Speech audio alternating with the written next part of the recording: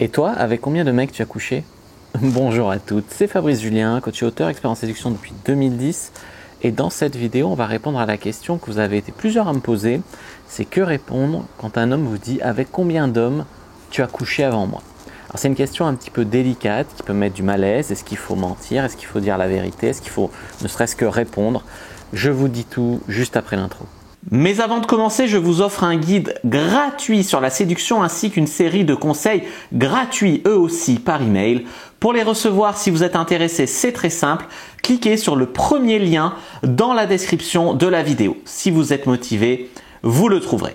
Abonnez-vous et activez la cloche parce que si vous ne le faites pas, YouTube ne vous préviendra pas à la sortie des prochaines vidéos et vous allez rater des pépites. Mettez un like pour me faire savoir que vous pensez que cette vidéo est utile et pour que j'en fasse d'autres comme ça ou sur ce thème-là. Si vous pensez que ce contenu est utile, partagez-le en public ou en privé, je comprendrai. Vous pouvez aussi me laisser un commentaire, je les lis tous et j'y répondrai avec grand plaisir. Alors cette question, avec combien de mecs tu as couché avant moi, c'est une question qui est quasiment inévitable. Dans le sens où quasiment tous les couples se la posent, que ce soit la fille qui le demande au mec ou que ce soit le mec qui le demande à la fille, c'est inévitable, quasiment tous les couples y ont droit un jour. Et c'est une question aussi qui est relativement casse-gueule. Ça, je suppose que vous vous en doutiez. Vous savez aussi qu'il y a censément un double standard entre les hommes et les femmes, dans le sens où si un homme, enfin, la société dit que si une femme a couché avec trop de mecs, ça va pas, et que si un homme n'a pas couché avec assez de femmes, ça va pas. C'est-à-dire que la femme devrait trouver ça exceptionnel, que le mec ait beaucoup d'expérience et soit génial au lit. Le mec, lui, devrait trouver ça nul, que la fille ait beaucoup d'expérience et soit génial. Enfin voilà. Et le contraire est vrai, c'est-à-dire qu'un mec qui a couché avec peu de femmes, finalement, ce serait un nul, un loser. Et une fille qui aurait couché avec peu d'hommes, finalement, ça serait une fille qui s'est préservée, qui est trop bien, etc. Donc en fait, tu vois, c'est des trucs un petit peu opposés. Alors quand on sait que les hommes et les femmes, on est la même espèce, le même tout ça, voilà, il y a un chromosome de différence entre nous. Est-ce que vraiment on peut penser que, à part le conditionnement social, les hommes et les femmes, il y aurait une énorme différence? Voilà. Alors dans les faits, oui, il y a une différence. Les hommes et les femmes couchent avec entre 10 et 13 personnes en moyenne dans leur vie, les femmes un petit peu moins que les hommes, mais bon, ça reste quand même assez similaire. Donc pourquoi cette question, elle est casse-gueule? Eh bien parce que, quoi que vous répondiez, en fait, ça va être la mauvaise réponse. Dans le sens où, même si vous dites j'ai couché avec 4 personnes, le mec il sera toujours jaloux des 4, tu vois. Parce que ça veut dire que les 4 ont plus de poids. Et si tu dis j'ai couché avec 100 personnes, il va être comme un fou parce que 100, mais en même temps moins de particuliers puisqu'il y en a plus, tu vois. Donc dans tous les cas, à part son ego, à part si tu lui dis il n'y a que toi, tu vois, et là dans tous les cas, ça va être la mauvaise réponse en fait. Donc cette question, elle est vraiment, vraiment, vraiment casse-gueule. Alors, d'un point de vue biologique, ces différences s'expliquent dans le sens où, et ça ne fera pas plaisir aux féministes, mais la biologie ne fait pas plaisir aux féministes, la femme a un ovule et l'homme des spermatozoïdes. Et donc l'idée, c'est qu'un homme, il éjacule dans la nature quand il trouve une femelle disponible. C'est pour ça qu'il doit apprendre à bander vite, contrairement aux femmes qui ont peut-être besoin de plus de préliminaires, etc. L'homme, il doit être vite dispo, parce que dans la nature, l'homme préhistorique, etc., l'homme sur lequel on s'est construit, quand il trouvait une nana disponible, il devait tout de suite y aller, tu vois. Et s'il en trouvait 3 dans la journée, il devait y aller 3 fois. Tandis qu'une femme, elle avait son intérêt plus dans le fait de, comme elle était affaiblie par la grossesse, d'accord, plus lourde, plus, voilà, tout ça, c'est normal, elle devait avoir un homme qui reste, qui l'aide, qui la nourrit, voilà, le pouvoir de la tribu en fait. Et donc le pouvoir d'un homme, d'un chasseur si possible, qui lui donnait mieux de quoi manger, etc., qu'aujourd'hui c'est transposé aux hommes qui ont un peu de succès dans les affaires par exemple. Et donc, ce que vous devez comprendre ici, c'est que biologiquement, les femmes sont programmées, on va dire, pour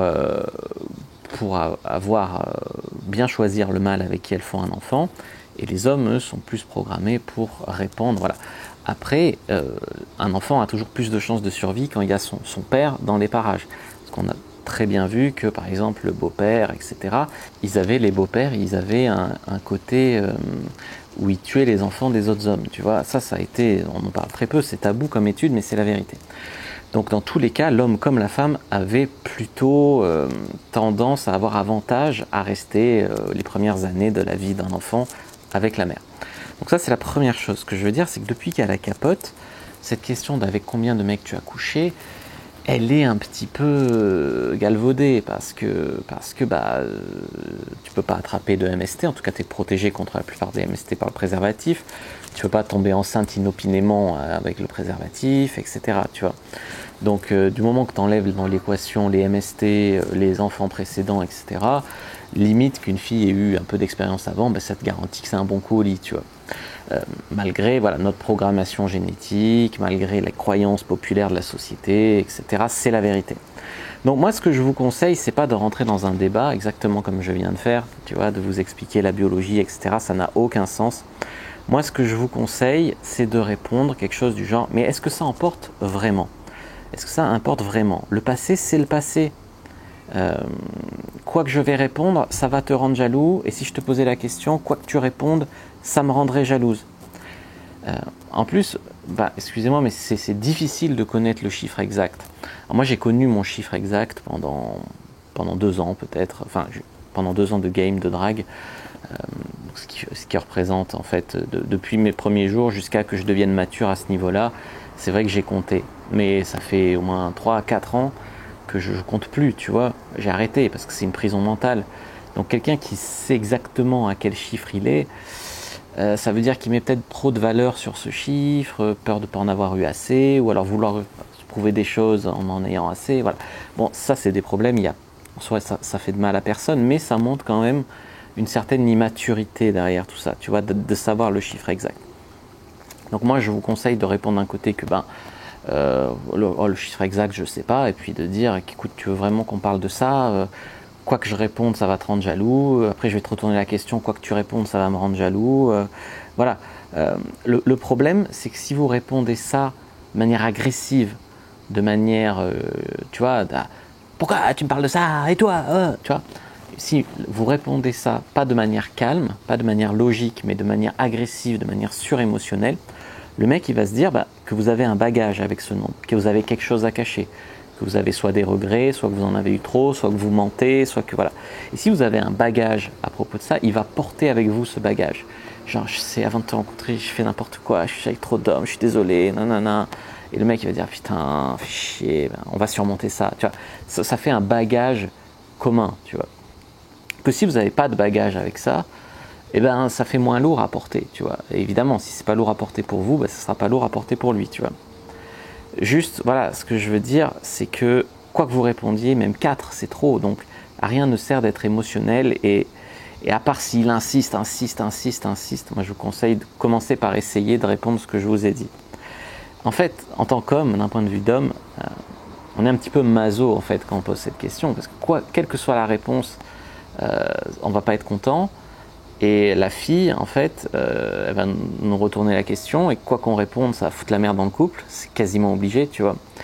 Donc c'est une question, pour le bien commun, pour le bien commun du couple, il vaut mieux essayer d'éviter. Néanmoins, si vous ne pouvez pas l'éviter, je vous ai donné les chiffres moyens d'une femme, voilà, une dizaine, vous pouvez aller jusqu'à 20, 25, voilà. Après, vous pouvez faire ce que vous voulez, je veux dire, moi j'ai eu des copines qui avaient couché avec 50 mecs et plus, il n'y a aucun problème. Mais ce que je veux dire, c'est que d'un point de vue de ce qui est socialement accepté, pour ce que ça veut dire, moi je m'en fous personnellement, je vous dis sans complexe, j'ai couché avec 350 femmes, j'ai arrêté de compter, donc aujourd'hui ça doit être 400 et plus, je vous dis sans complexe, mais il y a beaucoup d'hommes, le mec moyen, si je commence à lui annoncer des chiffres au-dessus de lui d'ailleurs, c'est que je sais que plus d'hommes que lui de femmes, ou plus que la moyenne est à 12-13, donc plus que 20 ou 30, ça risque de crisper le truc. Après, normalement, tu vois, normalement vous êtes tellement une femme de valeur que peu importe votre passé, il veut vous garder, tu vois. Et typiquement, c'est parce que vous êtes une femme de valeur qu'il y a autant d'hommes qui ont essayé de vous avoir, mais que c'est avec lui que vous êtes, tu vois. Ça, c'est vraiment l'état d'esprit que je vous conseille d'avoir. Et s'il insiste beaucoup avec cette question, je pense qu'il faudra répondre. Parce que sinon ça veut dire que tu as quelque chose à cacher, ça veut dire que... Voilà, mais dans un premier temps, essayez de... Et si vous répondez, il vaut peut-être mieux répondre la vérité, quoi. Je crois que à ce stade, oui, il vaut mieux répondre la vérité.